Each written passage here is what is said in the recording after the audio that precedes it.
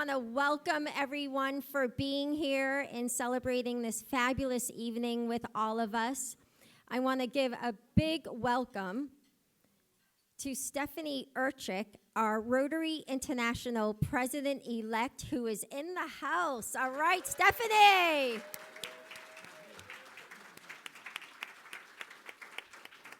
We are so honored to have you here, so thank you so much.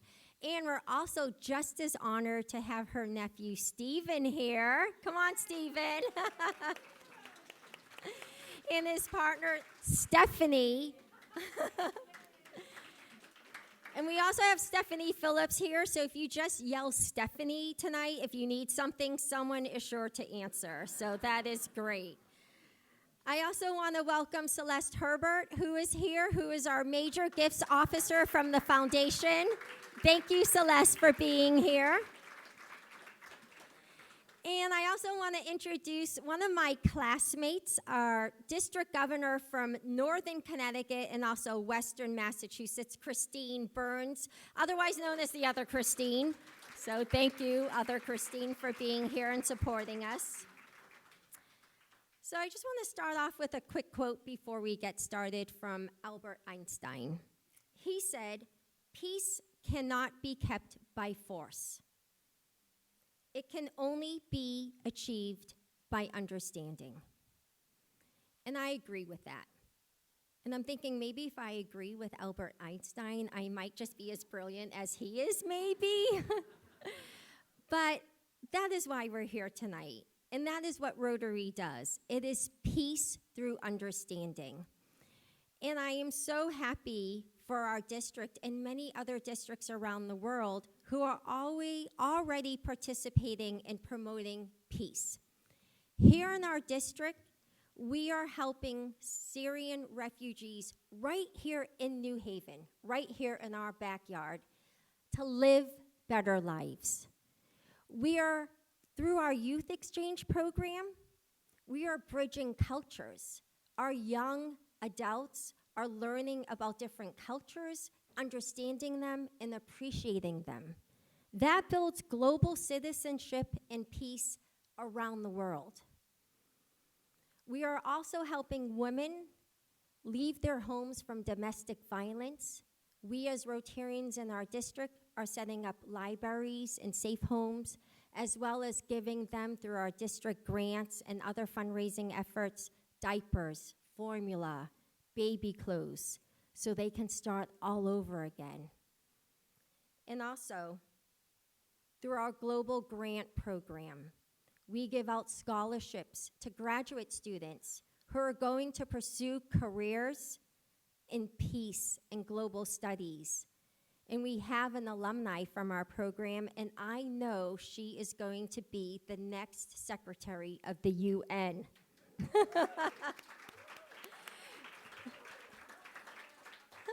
No pressure. But I start with that because when you start peace locally in the communities, that's creating change and has a global effect around the world. So I want to thank you as Rotarians for the impact that you have as peace builders. And I hope this evening you'll be inspired and you'll strengthen that commitment to continue being not only Rotarians, but peace builders locally and globally. So thank you for being here tonight.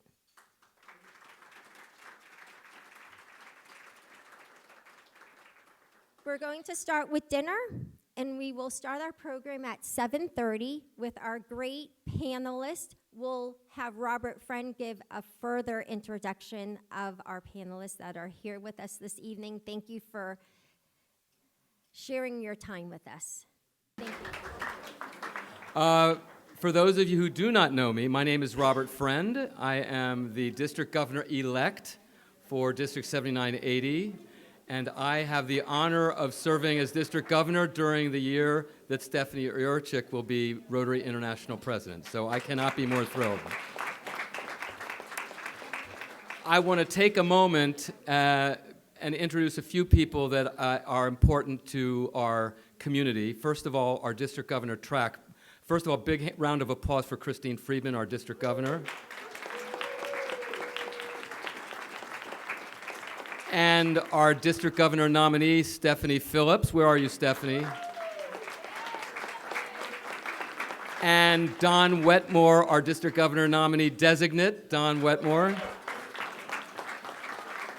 We have a very tight district governor track, and we work very closely together. And this journey we've been on that brings us here tonight has been a journey of love and compassion. And so really great to be here. I also want to recognize the past district governors. I'm not going to name you by name. You know who you are. Please stand up. And in particular, besides the ones from District 7980, we have Marty Schulman from District 7230 up.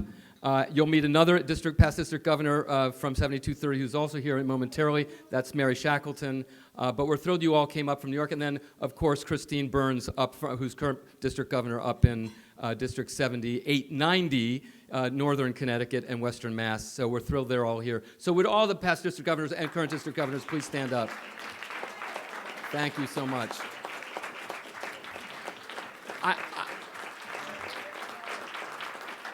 I do want to make a shout out to one past district governor because it's got a connection. Rick Benson, when I was president of my club, Rick Benson was my district governor. So to be in this position and heading in the journey I'm in, Rick, I just want to call you out.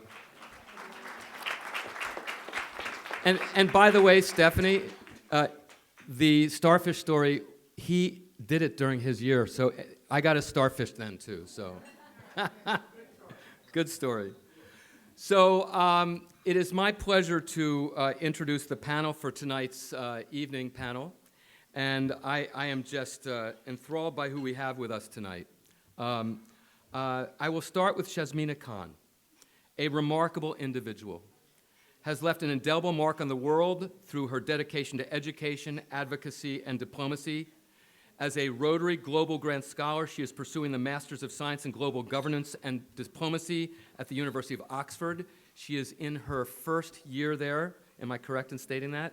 And we talked beforehand, and she was giving me some of the insights that she's received so far in her travels there. Shazmina graduated from Yale College with a major in global affairs and a certificate of human rights right here from Yale Law School. While at Yale, she served as executive director of the Yale International Relations Association and president of the Muslim Students Association, where she tirelessly worked to break down barriers and foster understanding. Shazmina presented a TEDx entitled Western Hypocrisy Towards Women in the Muslim World, exploiting the politicization of the hijab and Western perspectives on women's rights in Iran. Pretty good stuff.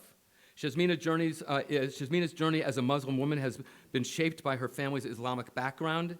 Her commitment to global governance and diplomacy reflects her desire to contribute positively to our interconnected world. Ladies and gentlemen, please welcome Shazmina Khan.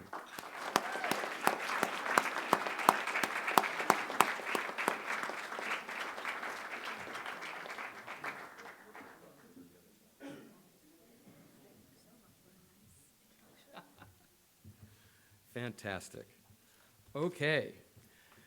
Mary Shackleton, Mary Eileen Shackleton, served as district governor 7230 for the 2020-21 Rotary year. She is a member and past president of the Rotary Club of Metro New York City. She currently serves as the Endowment Major Gifts Advisor for Zone 32. She was appointed by Rotary International President Gordon McAnally as representative to the United Nations in the Rotary Representative Network. She is also District 7230's Council on Legislation representative and will chair the Mid-Northeast Multi-District President-Select Training Seminar later this month in Whippany, New Jersey. Please welcome Mary Shackleton to the stage.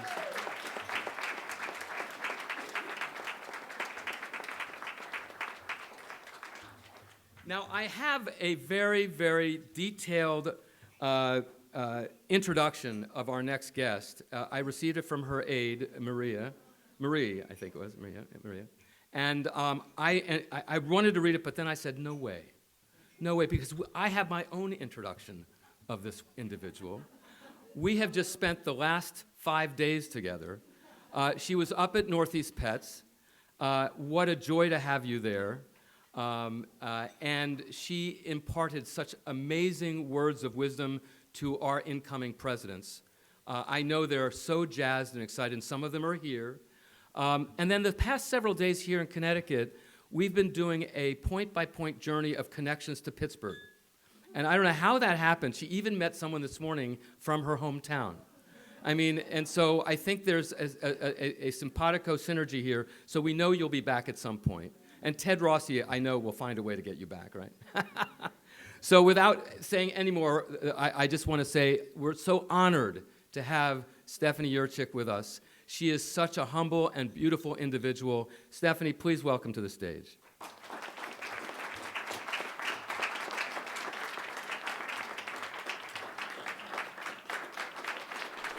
Well, thank you, Robert, and it's so good to be with the family of Rotary. I will share a couple of ideas with you that I did share with President-elect, so I apologize if you're hearing this for the second time, but then you'll know it again, because repetition is the way we learn things. So people always ask me, how did you get involved in Rotary? Well, very much like most of you did. I was invited to a club. I was working at a state university in Pennsylvania, and a woman walked into my office and she said, "Stephanie, would you like to come to a Rotary meeting?" And I looked at her and said, "What the hell is Rotary?" Because I simply didn't know. Nobody in my family had ever joined a service club, and so Eileen gave me the elevator speech, and when she got to the part about Rotary's internationality, I got very intrigued because growing up, I wanted to be a spy. But that's another story for another evening. So she talked about it, and okay, I'll go to the Rotary Club meeting with you. So I went to a meeting. I went to a second meeting. By the fourth meeting, I was doing the newsletter, and a year and a half later, I was president. But there was something significant about that first Rotary Club for me. When I joined it, I came to realize at the very first meeting that in the club was a past Rotary International president by the name of Chuck Keller.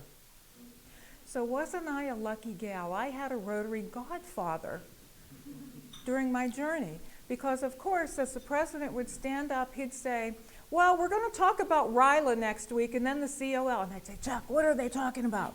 And he would lean over and be very patient and share with me what was being talked about.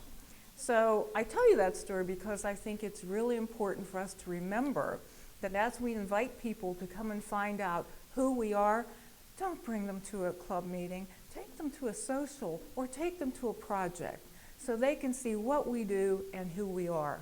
Because if you take them to a club meeting, they're going to hear all the acronyms and they're going to wonder, what is this group? Are they some kind of cult or something? So my journey into Rotary, that was 33 years ago when I joined. And I'm now in my third club. And where's Dick Mason? Dick Mason was in my Rotary Club, the one that I'm in now, McMurray, PA. Yeah, yay. So along the way, I kept saying yes to everything. People would say, "Do you want to be the club foundation chair?" "Yeah, I'll do that." "Do you want to run for district governor?" "Sure, yeah, I'll do that." "How about you want to be the Rotary Regional Foundation coordinator for the zone?" "I can handle that." "Okay. Do you want to run for director?" "No problem." I just kept saying yes. Because when I was growing up, I had a mantra that was, life is always more exciting on the other side of a yes. Say yes and figure it out. Now, it has to be legal, and it has to be moral, okay? And you have to realize that sometimes it might get you in trouble. I remember the first time I went on a National Immunization Day trip to India. I called my mother the day before we were leaving. I said, "Hey, Mom, I'm going to India tomorrow." And she went crazy. "Oh my gosh, how long have you known? Why didn't you tell me?" I said, "Mom, I've known for 6 months. But if I told you 6 months ago, you would worry for 6 months. Now you're going to worry for 12 days, and then I'll be home." So you just have to figure out, where it fits and say yes. Because life is more exciting if you say yes. And then figure out all the details. So that's what my Rotary journey has been, simply saying yes. And one of the things that I did say yes to was chairing our strategic planning process. So I was at the beginning of that whole endeavor to create what is now our action plan.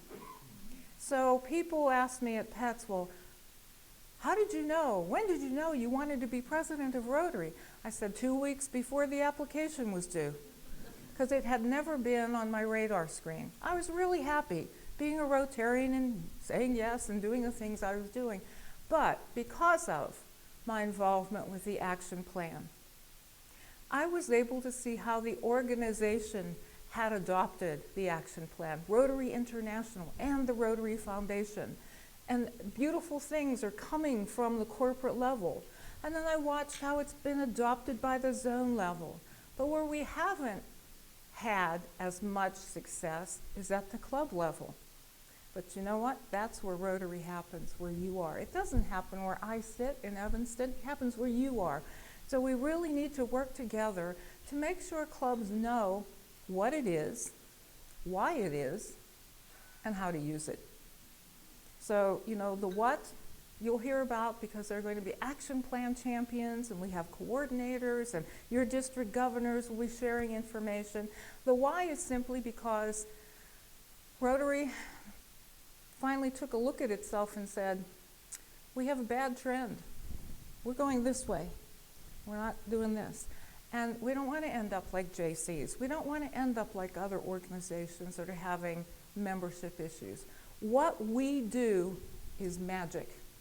And we want to make sure that we're around for a long time. I love Rotary just like you do. I don't want it to go away. When I think I said this at PETS, when I look in the mirror, I know I don't have 30 years to do Rotary. But I see a lot of faces here that do. All right? That makes me happy, because I want our organization to continue. So that's the why. That's the why. And then the how is what you will hear also from your leaders, your governors, and other folks. The thing you need to remember is the action plan is not a mandate. It's not Rotary telling us what to do. It's a tool. It's a tool for us to take with our clubs and do an assessment. How are we doing in these 4 areas? And can we get better? You know, I come from the world of education, where we always talk about continuous improvement. You can be really good at something, but you can get better. We can always get better. So that's what the action plan is about. And I thought, this is where we are as an organization. And I think leadership is about being the right person at the right time. And I thought, you know what, this is the right time. So that's how I sent that application in 2 weeks before it was due, and that's why I'm here, sitting on stage as your president-elect. That's fantastic. Yeah. Thank you, thank you. All right. Well, Samuel, let me transition to another question, because we're here because this evening is titled Charting Peace, an evening with you and our guests. And it would be great for us to start off with your perspective and overview of Rotary International's current peace initiative, so that we can kind of set the context for tonight's conversation. Well, Robert, there are so many. Well, let me start a different way. Everything we do in Rotary has an underlying foundation of peace building. Everything. When we take clean water into a family's home, we're creating peace. Christine said it. When we send a student out on youth exchange, we're creating peace, one student at a time. We have so many ways, but let me talk about some of the major things that we're known for. Certainly our Rotary Peace Centers is one of the premier programs of the Rotary Foundation. We have 6 peace centers around the world, and we have graduated over 1,800 people from these centers. They learn peace and conflict resolution. Then they take that back into their area, and they use it with NGOs or in their career, in their profession, to work on peace and conflict resolution. You know, I have a personal story about that. When I was in Africa, I encountered a child soldier with a gun aimed at me. It's a long story, and it's tell you another time, but when I was a regional foundation coordinator, my job was to get a Peace Fellow to come and speak to our institute. So when I contacted RI, they said, yes, we have a young man who will come. Well, when I met him, I found out he was from Lagos, Nigeria. And I said, oh, which Peace Center? He went to Chula. And I said, oh, what are you working on? He said, well, I'm a police officer, and I am working on child soldiering. So that was very personal for me. So these Peace Fellows are doing amazing things around the world. And we are opening a 7th center in the Middle East. We have just signed a memo of understanding with Bahçeşehir University in Turkey. So in February of 2025, we are holding a presidential peace symposium and celebration of the opening of the center. So all of the 1,800 Peace Fellows will be invited to attend if they can get there. Directors, trustees, major donors, Rotarians from around the world who are interested in what we're doing are all invited to come. So if that is of interest to you, it's February 20th to the 22nd in Istanbul, Turkey. So that's one program. Yes. A second program that we developed with the Institute for Economics and Peace. And it's an online program called Positive Peace Activator. And everybody in this room can become a positive peace activator in your community. It's an online program. It takes about 6 hours to go through the 6 different modules. And you receive a certificate from the Rotary Learning Center and the IEP, signifying that you're a positive peace activator. So I hope you'll take a look at that and see if that's something that you can bring to your community. We also have something called Rotary Action Groups. Rotary Action Groups are individuals from around the world who are experts in a special area, and we have Rotary Action Groups for Peace. The major Rotary Action Group was founded by a man here in the United States by the name of Al Jubitz.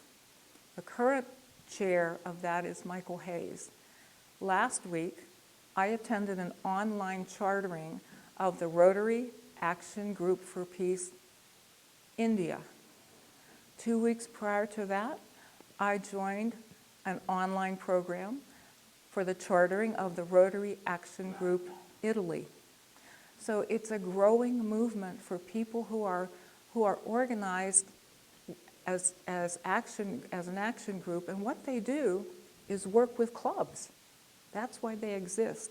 They help clubs look for partners to do peace projects. They help clubs figure out how to find funding if they need that. So they're a major resource to all of us if we have an interest in generating projects for peace. And that group also tracks a project that's so important to me. It's the Peace Pole Project, which is a very simple thing that any Rotary Club can do. If you have 6 members, you can do it. If you have 600 members, you can do it. And it's finding a location in your community, working with your township, your municipality, your school district, and you actually erect a visible pole that says, "May peace prevail on earth," in the languages of your community. It's around the pole. And the new ones have QR codes, so people who don't know about Rotary can find out more about that. But what I love most about that project is that the Rotary Club can then say to other groups in the community, use this location for anything that you do that engenders community, peace, harmony, unity. The last installation that I was involved in was in Western Pennsylvania, and that Rotary Club was inviting the local churches to do a choir concert, to come and sing. Each choir was singing 3 songs, and the whole community was coming out that Sunday evening to sit and listen to choirs sing. So there are all kinds of ways that clubs can do that, and they're not expensive. Many, many vendors make them, or if you have a local vocational technical school, students can make it. And I've seen them made out of everything, wood, aluminum, all kinds of things, but it's a very positive way. And the final thing, I'm going to shut up because I know we have other panelists. We have in Rotary a very, very important tool that we can use to promote peace, and it's our four-way test. That four-way test is a set of 4 brilliant sentences that when we use them to focus our thoughts and our words and our actions through that four-way test, we really are creating a peaceful environment. I always say to clubs, wouldn't it be a more peaceful world if everyone lived the four-way test instead of just reciting it? So we have many tools. There are more that I could talk about, but those are the major ones that come to mind, Robert. That's fantastic, Stephanie. I love the choir concert. And I'm just a quick question. I mean, when that happened, was the choir there, were they communicating with a peace-focused initiative in their singing, or was it focused on just being in the moment, being in the space? It was focused on cultural understanding. There you go. Because it was a Baptist choir, it was a Russian Orthodox choir, it was a Polish Catholic Church choir, so it was cultural understanding. That's fantastic, and I'm going to play off of that in a bit, but let's jump over to Shazmina. Thrilled you're here, Shazmina, and you all don't know this, but she just flew in just a few days ago from the UK to join us, and she made a special decision when she was asked by Colin Gershon to join us here tonight. So we're really happy you've made that adjustment in your schedule. Thank you so much. Given your extensive involvement in governance and diplomacy and your work on an international level through your program in Oxford, could you share your insights on the global perception of Rotary on a global basis in terms of, as you sit there in Oxford, as you do your work, what is the perception of Rotary related to what you do, and from a peace perspective, from a diplomacy perspective? What are you seeing out there in the world from your seat as you go through and matriculate through this program? Is this thing working? Yeah, it is. Well, hello everyone. My name is Shazmina. Thank you so much for the very kind introduction that you gave earlier. I also want to start off, because I don't know if I'll have time to say this at the end, just saying my thanks to a lot of the people in the room that came up to me and introduced themselves to me today. I think it's always, I'm only 23, so it's daunting to walk into a room full of adults and people who have done such phenomenal things in their lives, and just kind of walk in and be like, hi, I'm Shazmina, I'm getting my master's. So thank you for making me feel so welcome. But I've always felt this way, since I've joined the Rotary community. And then, of course, a huge thank you to Colin, who is my host here in this district. He has dealt with me painstakingly throughout the entire process of me getting the scholarship and then all the paperwork after that, and even follows up with me from time to time while I'm at Oxford. So I'm very grateful for him and for his guidance and mentorship while I've graduated from Yale, and now I'm doing my master's in the UK.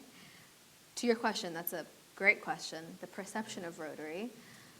I think that one thing I will say, and I think one thing I've asked every single person here that I have met tonight is, if you spoke to me, I'm very in awe of people like you all Rotarians who continue to stay so engaged with Rotary. Some of you guys have been here for over a decade, decades, whatever it might be. And the question I think that I always ask is, like, somebody who's young, and I think my generation is one that also doesn't see value in, I guess, investing in communities for extended period of time. We kind of invest and then we move on and then we keep moving forward. It's kind of the fast-paced generation that I think I'm a part of. So I'm always in awe when I see people who are really committed not to a cause but to a community. So I asked all of you that I spoke to, I was like, what's keeping you invested in Rotary? Like, why are you here right now? You could be in a million different places probably with a million other different people, but why here? Why Rotary? Why this community? And I think this plays into Rotary's public perception. So whenever I tell people that I'm a Rotary Global Grant Scholar, one, everybody knows what Rotary International is. Your guys' work precedes you. The impact that Rotary has had in, from the most developed to the least developed countries in the world is, I think, very apparent. And Rotary definitely holds brand recognition. But I think beyond that, when people think about Rotary, they think about, the number one word that comes to my mind is like investment. So it's people who are very invested in not only the causes they're working for, but the people that they're working with. So I was just saying this earlier tonight. I was, right before I left the UK, I was with my host in Oxford, my Rotary host in Oxford. We had like a 3.5-hour lunch. And honestly, every time I meet with her, her name is Tessa, what I hear about are her stories during her time at Rotary. Why she joined, who she's met through being involved in Rotary, the people she's worked with, and why she continues to show up to all of the club meetings, why she continues to host scholars from across the world, why it is that she continues to just, I guess, show up for the community. Even though, and I don't necessarily know if she's on like a Rotary paycheck or anything, she's just kind of there because she wants to be. So I think that's one thing I will say is that I think in a time especially where there's so much little hope in global institutions, especially nonprofits, you really need groups like Rotary where the people are going to stick around no matter what to kind of represent what that organization is all about. And that's what I think about when I think about Rotary. That's what I think about when I think about why I'd want to be involved in Rotary 10 years from now, 20 years from now, when I'm done with the Global Grant Scholarship, whatever it might be. So that's one thing I would say is that I think, forget about like diplomacy and like, policy and things like that. Like, what does Rotary mean on a personal level to people, Because at the end of the day, that's why people will stay involved and care about it as an organization. But a bit on the professional note as well, and I had such a lovely talk earlier with Mary, who was sitting at the table, talking about a million different things, but I think that groups like Rotary are really incredibly important, especially now, and I think it's really fitting that the topic for tonight is, peace and resolution and, conflict, because I think those are words that come to my mind when we think about, what we're seeing happening in the world right now, whether it be in the States, outside of the U.S. And I almost think it's a hard time for, Stephanie to be coming into a presidency because you're going to have to make, I think as a group, a lot of important decisions, sometimes controversial decisions, statements that will, no matter what you say or how you say it, somebody's not going to like what you're saying, But I think that's why it's so important for, I think, young people like myself to also be getting involved in the folds of Rotary, because it's mentorship in a lot of ways. It's learning from you all in the room, how do we navigate times like this in the world so that when we're in positions, my generation, positions of leadership like you all, we have people whose shoulders we kind of will be able to stand on when it comes to this sort of stuff. But that also means that everybody in this room has such an important responsibility, because that means that you all, as the governors and district heads and strategy advisors and leaders, really have to be making, I guess, like the decisions, the hard decisions, or the hard statements, or the hard workshopping, whatever it might be, that I think will really represent the legacy of this organization, 10 years from now, 20 years from now, when we're in a different state of the world. So that's what I think about Rotary in terms of its role in the global community. Is I think it's there to represent the people that are a part of it, but it's also there to make a step towards problem solving, and oftentimes you don't know what the right solution is, but it has to start somewhere. And I think that's what I think about when I think about Rotary and its mission when it comes to peacemaking. You don't need to have the right answer. I don't think many people have the right answer with what to do in the world right now. You just need to think about something. Can we do something? Can we start somewhere?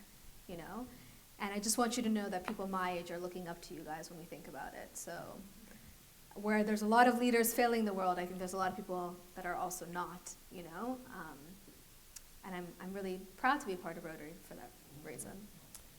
Just mean that, yeah, absolutely. I loved what you said around words and language. I think that is so spot on. Words matter.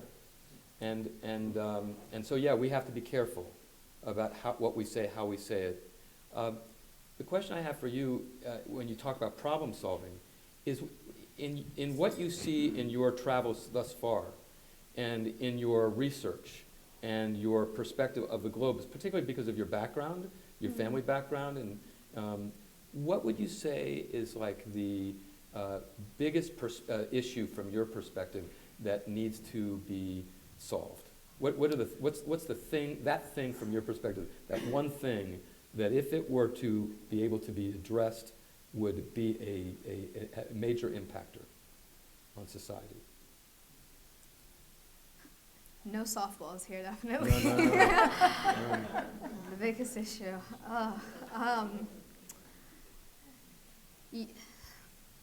I guess it's not a tangible thing, what I'm going to say. It's not like something like climate change or, like terrorism, whatever it might be.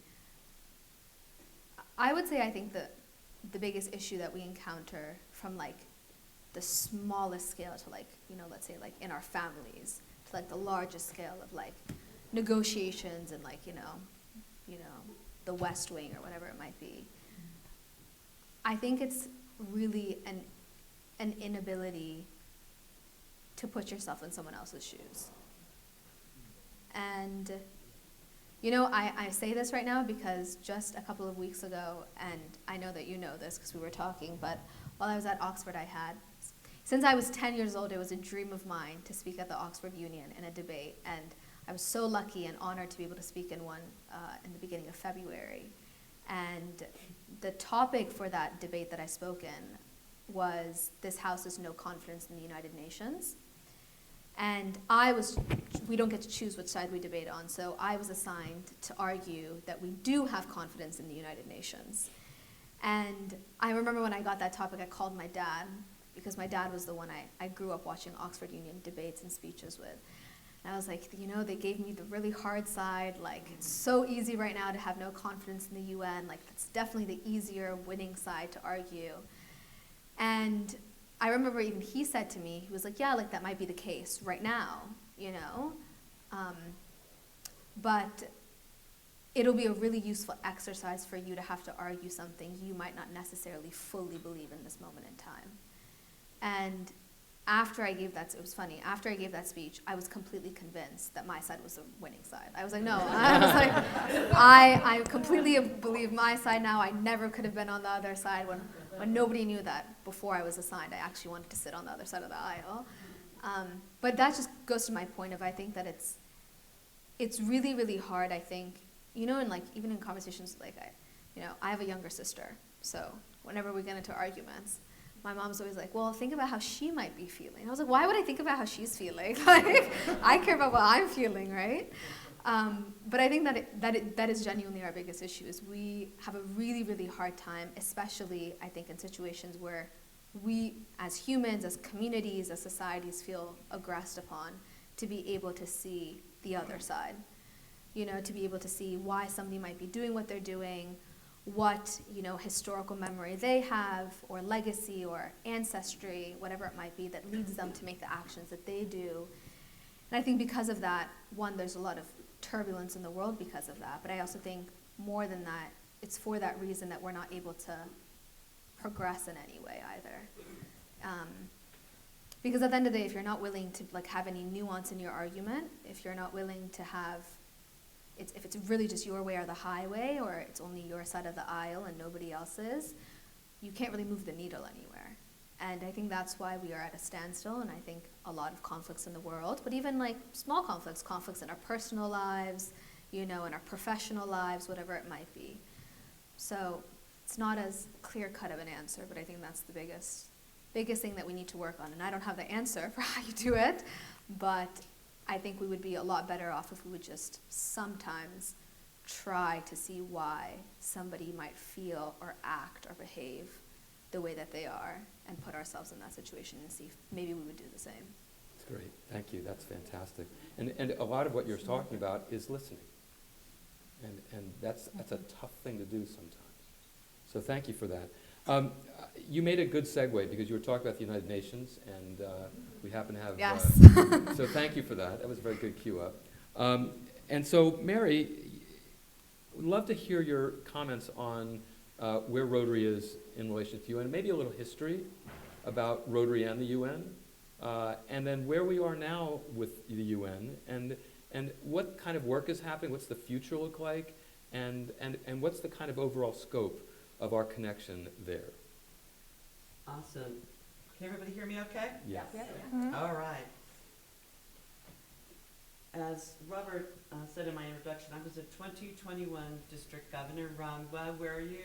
Hey, fellow classmate. And so much of what I'm going to say tonight is reflective of the pandemic that we've just come through. So I was trying to figure out a hook, a way to get a district conference weekend going totally virtually. And I did some reading up, talked with the many folks in District 7230 who've been involved with the UN, who have worked at the UN, and together we came up with this idea of 75 years of Rotary and the United Nations.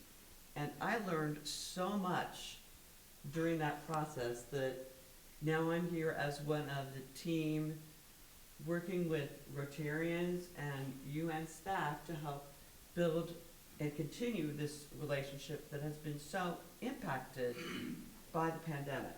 So a little bit about the team. We're a global team. Our dean is Judith Dement, a proud citizen of the United Kingdom. She represents us with the Commonwealth, and she's our dean. Past General Secretary Ed Fuda is the primary New York representative. And we're trying to actually figure out the next steps of this relationship. But let me take a little bit back. We're going to go back to the future. How many of you know that Rotary was heavily involved in the development of the United Nations? In fact, at the 1945 San Francisco conference that actually formed the United Nations, there were Rotarians in 29 of the delegations, either as delegates or as advisors or as delegates and advisors. The United States itself had 11 advisors who were Rotarians. They were appointed to the U.S. delegation to help consult with the delegates. Rotary itself was heavily involved in publishing documentation that led up to the United Nations, including the Dunbarton conferences. So there was a very rich history. The UNESCO, the United Nations Educational Social Organization, was actually founded out of a conference that was held in 1943 in the Rotary Club of London, where they talked about cultural and educational exchanges internationally. So that's our history. Move it forward to the present.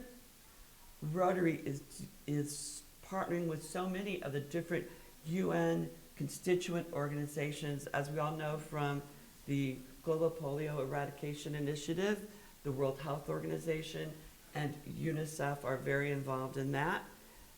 A more recent development, I think one of Rotary's premier focuses and real efforts to outreach is with the COP series of conferences. We were at COP 27 in Sharm el-Sheikh, Egypt, and we were just at COP 28 in Abu Dhabi. So we have a continuing legacy with the United Nations. Specifically about our role locally, because we've been kind of lucky, those of us here in the Northeast Corridor of the United States. We had a long series of Rotary Days at the United Nations. It coincided with some important Rotary meetings, so it just made sense. I don't think there's ever going to be that 1,000, 1,200 people gathering in New York in the UN headquarters. That really changed with the pandemic. But I think we can take it to that next level and make it something even better. As Rotarians in this local area, wouldn't it be great if you had an opportunity to network with senior UN staff members and officials and ambassadors? Have them come to your programs. Wouldn't it be great if you had programming about Rotary's rich history with the United Nations that you could present to your clubs? What if you were able to tap in to a speakers bureau that the United Nations already maintains? These are some of the things that if we take this next step, I think would maybe even be more rich and more impactful and actually help us further our relationship with the United Nations one-on-one and in small groups. So I think that's a really exciting thing about what this current representative network team is doing. The next Rotary Day will be in Paris at UNESCO. We're going to be speaking to a breakout session at the Singapore Convention. I'm hoping to encourage each and every one of you to keep your eyes out for upcoming developments. If you have ideas, if you have suggestions, if you'd like to be part of building this team, I would so love to hear from you. Reach out to me. I think there are some things that we didn't even imagine that we could do. Video programming, video conferences, specialized tours, maybe even getting to go to the smaller constituent bodies of the UN in New York, such as UNICEF, having a lot more opportunity to interact and have panels with UN officials. Wouldn't that be amazing? Yes. Mary, I want to ask you a question. Can you talk about the conversation? Because I love what you're saying, but it would be really wonderful to kind of get a sense of an example or some scope of what are you talking about? What's happening inside the walls of those convenes? It's fascinating. Well, I think that we are really, really focused on, I think, 2 or 3 key areas. We're really involved with UNICEF and the continuing effort to end polio, eradicate polio. I think that's a really big area of focus. We also are really involved with UN Women and International Women's Day. That's been also a big focus. Next year, I would like to have special programming during the actual start of the GA, the General Assembly, and if we could really have an event or two surrounding that some of you here could come and join and be a part of. Also, I would love to actually talk with your clubs. If you have things that you would like us to be bringing forward to the UN, if you have concerns or issues or things that you think we should follow up on, I think that the important thing, and I think the next iteration of the representative network is to be a voice for each and every Rotary member, both Rotaractors and senior Rotarians. I think another thing that we're really getting involved with is environmental sustainability. I think that's another big focus. The Environmental Sustainability Rotary Action Group has been really involved with the effort and the publicity that has attended the COP 27 and 28 experience. We had 30 Rotaractors there on behalf of Rotary. They had wonderful attendance at some of the side sessions that Rotary did. We have a small but growing group of representatives here. If you have ideas or thoughts about who might be a good member of the representative network, I would be happy to take them forward to Ed Fuda, our Maine representative. Does that help? That's great. That's fantastic. And you know, Robert, let me add to what Mary Please, said. You please. were there in Orlando That's during right. International Assembly. We signed a special memo of understanding with the United Nations Environmental Program because of our new area of focus, all right, which is a very important area in terms of attracting new Rotarians, especially new generations and Rotaractors who have such a focus on protecting our environment. So that was a major accomplishment and worth celebrating that we now have a partnership there. And we will be at COP 29, which will be in Azerbaijan. So I know that's a far distance, but keep in mind that we have special representatives like Mary who will be there to help talk about Rotary's commitment, especially with our area of focus in the environment, and we're part of that conversation. So, And great segue over to that through back to our initiatives within Rotary. One of your big ideas for this coming year, which I'm personally very excited about, is positive peace. mm-hmm. Can you talk about, from the action plan perspective, what does positive peace mean to you? What can we do within the Rotary community to begin putting peace into action in our districts, where together we can then make a grand impact? Well, you know, I mentioned earlier the Rotary Action Groups, and their primary focus is to help clubs and districts look for partners to do projects in peace to increase our impact, which is our #1 priority. You know, when you think back, those of us who have been in Rotary a long time, remember when we had matching grants? They were a small amount of money that would help us, you know, maybe put in a well or do something. And then we went to global grants, which are bigger, all right? But now we have programs of scale, which are huge, $2 million grants that help us really attack a big issue and have a big impact. Think about it, helping to eradicate malaria from an entire country, helping to erase cervical cancer from an entire country. I mean, these are really impactful projects that we get involved in. So, you know, clubs can become involved in those grants.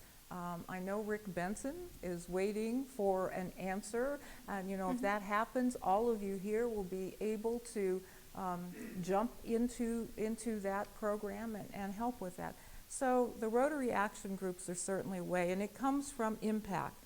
But then when you talk about reach, and you know, you talk about engagement, reach is our effort with diversity, equity, inclusion, and belonging. And we have to remember that people are attracted to Rotary for different reasons. So those clubs and districts that promote activities that generate peace, like the Peace Pole Project, like the Peace Activator online program, any of those, are going to be attractive to people who want to be part of that movement, who want to say, yes, I want to create a more peaceful world. I want to help look at human interaction and help people figure out how to look at the other side. That's reach. And then engagement is exactly that. It's, you know, doing things that help people get involved, and that helps our retention. So when your club looks at, you know, maybe putting in installing a peace pole, and you get all of your members out to that location, they become part of that project. They have ownership of that project, and that's, you know, promoting peace in a positive way, and it's helping our retention. Okay? And the final one is our ability to adapt and do things differently. It's about being flexible. And so as we think about different ways that we can each, or as a club or as a district, have an impact on positive peace, that's where we can think about innovation and new ways to look at it. From my perspective, everything we do has to have a foundation of peace. How do you go into a community and provide fresh water if there's conflict, if there's a war going on? How do you go into a family area or a school district and try to talk about, interventions for mental health or for substance abuse when there is domestic violence. How do you do those things? We have to have peace in all of our areas of focus. Education, disease treatment, all of them require peace as a foundation. And we think about it, our organization is built on a foundation of world understanding and peace. That's what we're about. Rotary is a peace-building organization. So anything that we can think about, dream about, create magic in, falls from the action plan. Stephanie, that's fantastic. The magic of Rotary, when it was revealed down in Orlando, really impacted me in a huge way because, and you talked about your story about the water filter and the little boy seeing what that magic of that clean water coming out from dirty water, which we've all seen on the video if we weren't there. But when you first revealed your peace project on a Zoom call with all the DGEs, I couldn't have been more thrilled because many in this room who've been working with me know that has always been my core kind of thread of a vision for the year ahead. And we've been watching for years in this world how we've been so divided. I mean, whether it's the unhinged international world, whether it's the local issues we're dealing with, mass shootings or fentanyl, drug abuse, or the lack of kindness, the lack of, or the selfishness of individuals and people in communities and in the world. This is stuff we have to deal with actively. And at the end of the day, it all comes down to how we communicate, how we embrace one another.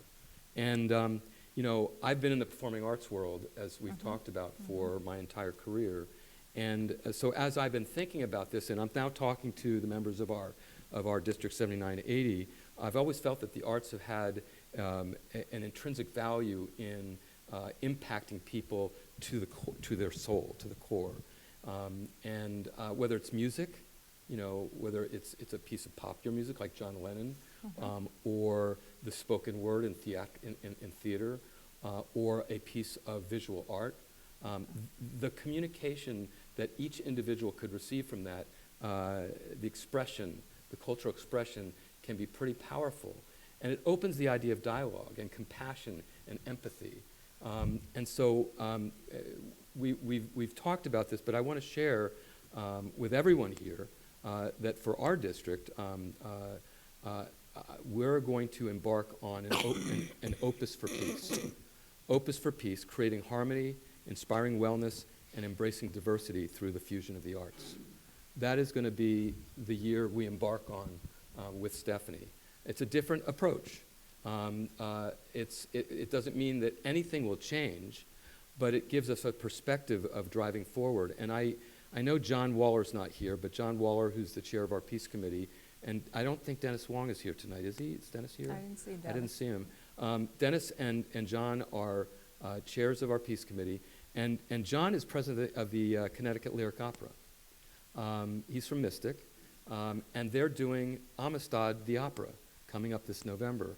And it's going to be performing at the Gard Arts Center, up at the Bushnell, and we're hoping to get finalization with down here at the Schubert Theater here in New Haven. And Rotary's going to be involved in that. And I want to read the mission that the committee has come up with, because I think it's important to hear.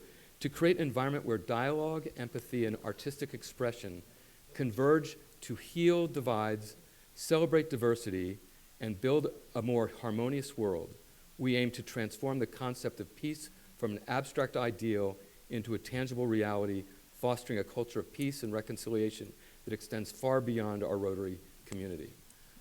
So that's where we're going to approach things. And the role of cultural arts in peace building can have a profound impact, because it allows people to, as we've heard from Shazmina and each person on the panel today, that it's all about embracing communication and unifying towards a common idea. And that means listening. And when we listen together to a piece of art, or we look at a piece of art, there's something that transforms us and it opens a conversation. And if that's what it does, if it simply does that, then that's powerful. So this is a call to action. We're inviting cultural institutions from around the state to join us in this effort. A call to action has gone out to every one of them, this Opus for Peace. And what it is also, Stephanie, is it's a media opportunity. It's a public image opportunity. It's an opportunity to elevate our story, and to elevate our story in a way that's powerful, and then we turn our clubs on it. And this is where it gets fun, because every club in our district, every club in the community can find their own unique creativeness to come up with something that outside of the box is big and audacious and bold around the idea of creating change through the fusion of the arts and peace. And what that looks like, we're going to find out. This is a real opportunity for us to discover a new way of attacking an issue that has got so many sides to it, as we've all talked about, but hasn't had its focal point. So I just wanted to share that, and because this conversation we've had has been so invaluable for us to hear from your perspective on peace. And I wanted you to hear it, because I wanted you to understand fantastic, yeah. where we're coming from. And I'll stop there from our district's perspective as we head forward. I'd like to open it up to questions in the audience. Go ahead, Christine Burns. Hi, I'm loud, so it's okay. So I have a question. I'm from Holyoke, Massachusetts, and Holyoke is the second poorest community in the Commonwealth. That's a fact. Recently, we had an incidence of gun violence where gang gun violence killed an unborn child through the wall of a city bus. So when I look at my 106-year-old Rotary Club, how can I get them the message that international peace is something we need to so focus on when we have such a poor community and so much need locally? That is something that I struggle with every day, and in trying to guide my own club's leaders, and for those of us in Western Mass, we are not an affluent area by any means. So. Well, let me start by just saying that your question brings back what I heard 3 days ago when I heard Chris Singleton. Is that his name? Chris speak. Singleton. He talked about how there's a story behind every stance. And when you listen, which is what we have to get better at, when you listen to the story behind someone's stance, then you have a better, his mother, for those who don't know, his mother was killed in the church basement during the Bible study. In Charleston. So it was very personal for him. And he talked about how he has an abhorrence for guns, yet he has his best friend who has childhood memories of going hunting with his father, and to this day still goes and does that as an activity for bonding. So there's a stance behind every story. So that's what came to mind when you asked the question. Let me stop there, and Mary's got her hand up. Well, I'm chopping at the bit for this one. Okay.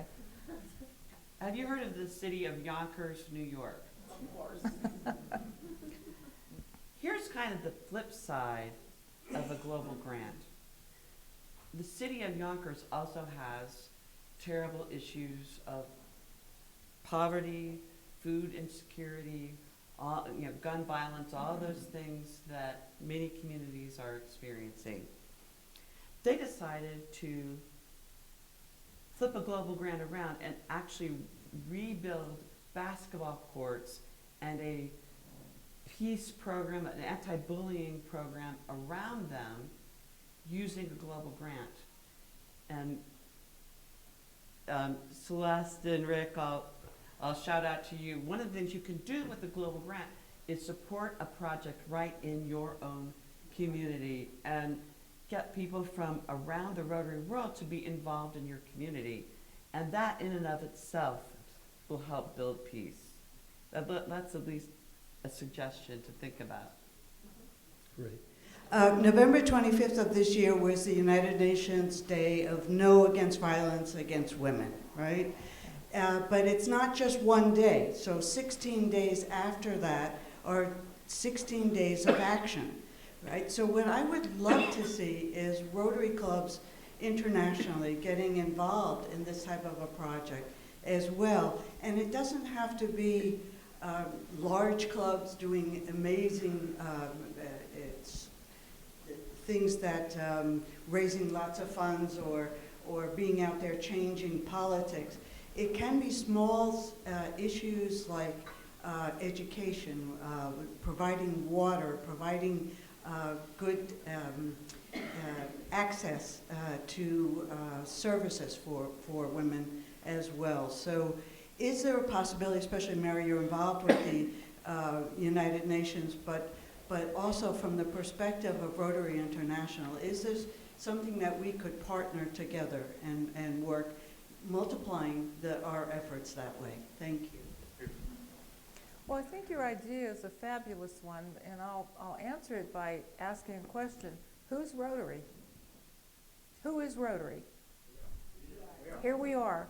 So the answer to your question is, what we need to do is to share that idea in a variety of ways so that clubs and districts and zones around the world buy into it and start to do it.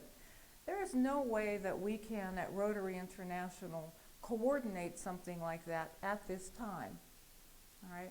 But we, as Rotarians where we are, can make that difference by sharing that information. We can put it on Rotary Showcase, we can use social media, we can send governor-elects to IA and they meet each other from around the world. That's what we need to do. We need to get clubs and districts and zones excited and active as peace builders, and we could do those kinds of things. We can't wait for... Rotary International is a building in Evanston on Sherman Avenue. And it exists, it has people that are there to help us. They help us in our clubs, in our districts, they help us. But you have to remember that we're a dues-driven organization. And for 30 years, we've been getting less and less dues coming into the organization. So to expect Rotary to have the resources to create some kind of arm now that, can take us in different, won't happen until we turn the ship around. But that doesn't mean that we can't. We are Rotary, so we're the ones that have to do that promotion, get people excited, get people like Mary on board and say, here's something that we need our representative network to share that information. That's for us to do.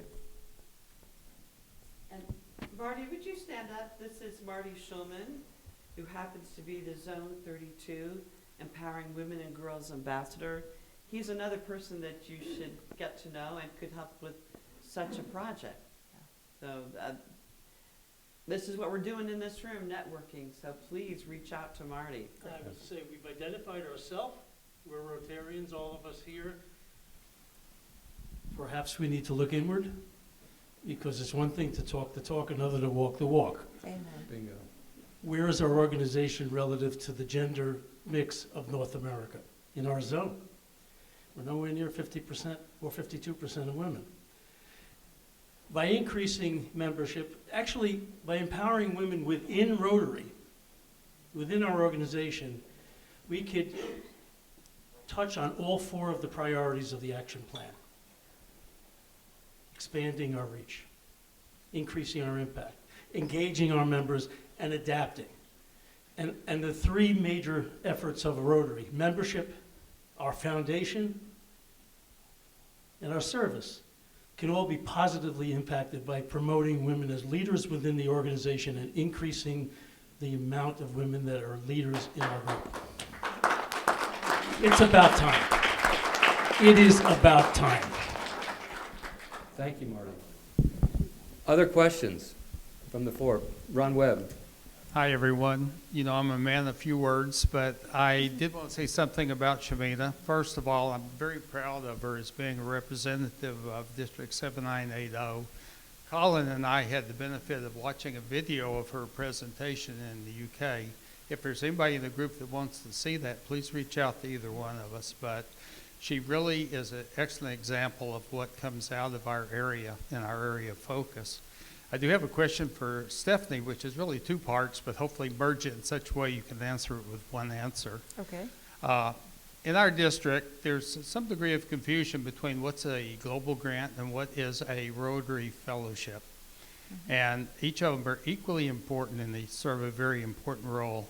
I would hope that you could spend a moment to kind of differentiate between the two.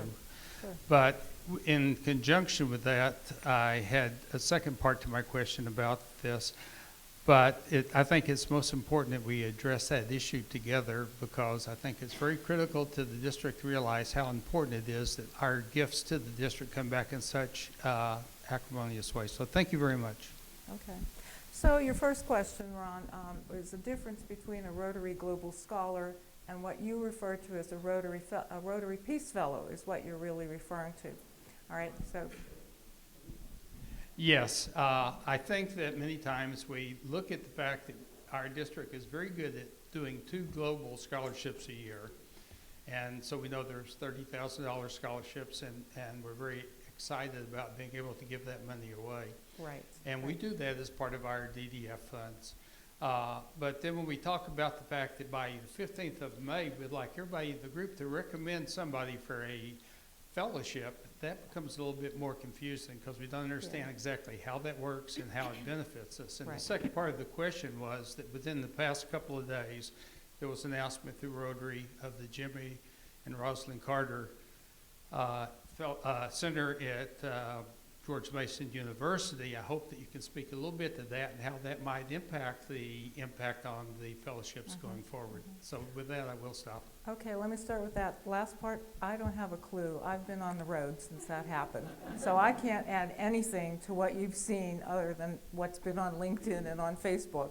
I'll find out more when I'm back in Evanston this week. And that's just a recent development, so I think a lot of that will develop as it happens. Our Rotary Peace Fellows is a separate program from the Global Scholars. It is a program that comes from our Rotary Foundation, and there is a separate application process. We select up to 60 or 70, depending on the year, folks from around the world who are interested in going to one of our peace centers. There are only 7 choices of where they could go to study specifically peace and conflict resolution. They earn a master's degree in that discipline, or if they go to Makarara in Africa, they earn a certificate in peace and conflict resolution. That is a separate program from the Global Scholars, who, by nature of the program, can select the institutions where they go. So it is a different program. It is very competitive. The Global Scholar program is as well, but the Peace Scholarship program is unbelievably selective, very selective program. But that is a completely fully paid experience, and as I mentioned, we have 1,800 of those graduates now around the world who are working in peace. That's the difference. Great. We probably have time for a couple more. Anybody else? Go ahead. So, Shazmena, we know that this is only the beginning of your journey professionally. So 2 questions. One is, what made you choose Oxford? And what do you see as your next step? Knowing it's not the whole mountain, it's the next hill. So what do you see in your immediate future as you carry your work forward? My dinner prepared me for this question. A lot of people have been asking me these days, where do you see yourself 10, 15 years from now? I don't know why. It's a question you get in your early 20s, I guess. So why I chose Oxford?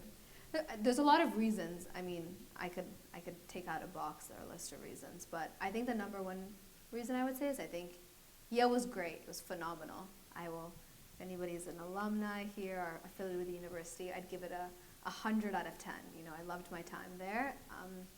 The one thing I will say though is, and I think this is just how American education works just generally, is that if you are, my major at Yale was global affairs, it's very US-centric.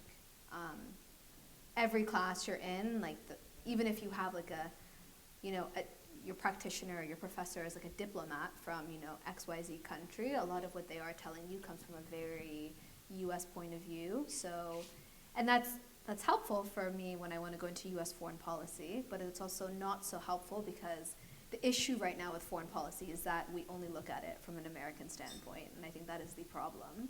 So that is why I applied to Oxford, because one, the UK in many ways in terms of its caliber of education is very similar, but two, I had been told by a lot of my professors here at Yale and also just some family mentors of mine that have also studied abroad in the UK, that Oxford is a place where, despite being a European, or Anglo-Saxon, institution, its professors and the way that they teach comes from a point of view that's a bit more global. So the way that they teach policy, the way that they teach policy making, diplomacy, the art of negotiation is a bit less focused on where they are geographically in the world. And that also just has to do historically with how intertwined the UK has been with, let's say, the Near East, the Orient part of the world, South Asia. So that is why I applied to Oxford, because I think it would give me, and it has given me, I think, a new perspective on how I think about policy, domestic and foreign policy. So that's my one answer, aside from the fact that it's just a very cool place to be. So I'm very privileged to be able to be there. People always ask me, do you like Yale better or Oxford? I was like, don't ask me that question. I'm not going to answer that. They're both, Especially not in New Haven. they're both great in their own ways. And then the second part is, I guess, where do I see myself going now? They sat me at the right table because I was right next to somebody who's been in law, been practicing in the legal profession for a while. I would like to see myself go to law school after my master's. So hopefully that is where I will be for the next 3 years after this. And after that, I think the ultimate goal is I would really like to get involved in government in some capacity. So I don't think I intend, at least right now, to be a lawyer forever. I just think the skills that you get from having a law degree can be very useful in the realm of policymaking, and that's at least what I've been told from the people I've met. And I think that is something that would just help me, especially as I think the world of policy is only becoming increasingly harder to understand, and the barrier to entry is also just becoming higher. But that is where I'd like to see myself, whether that be in the United Nations one day, whether that be, in a US cabinet somewhere, a federal agency. That I have yet to figure out. I have time, I think, to figure that out. But that is the ultimate goal, is to be able to make some impact policy-wise. I think somebody mentioned over here, I think you, when you asked your question, we focus so much on the international that sometimes we forget about the local, right? And I do think that impact works in in ripples. Is you have a local impact and then it ripples out to a global international one.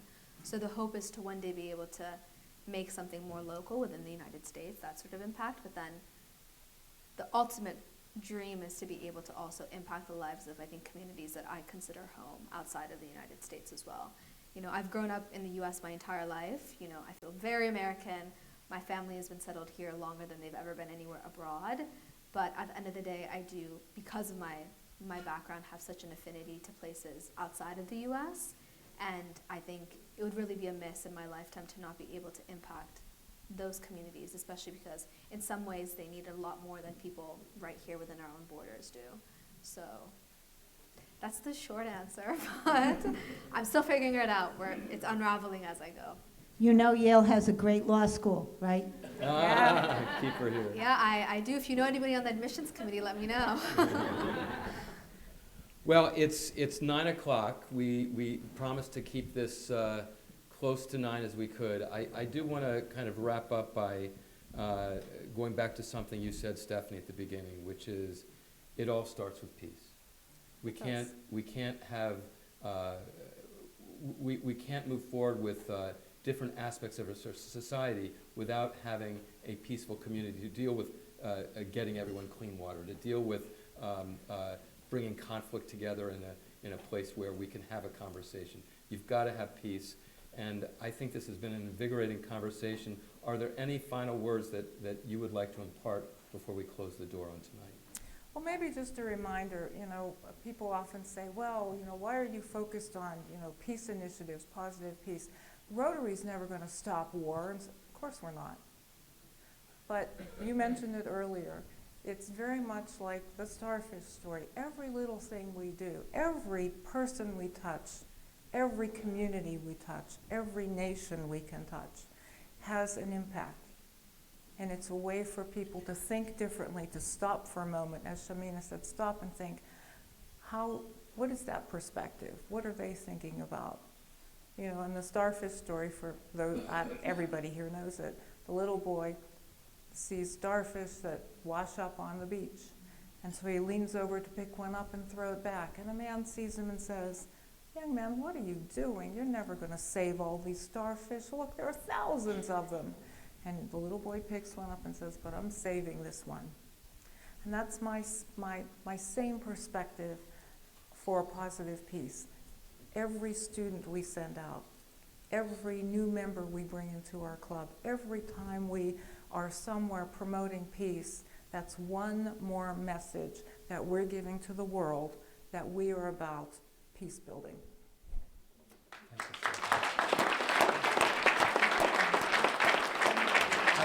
I want to thank our three panelists, Shazmina Khan, Mary Shackleton, Rotary International President-elect Stephanie Urchick. Thank you so much.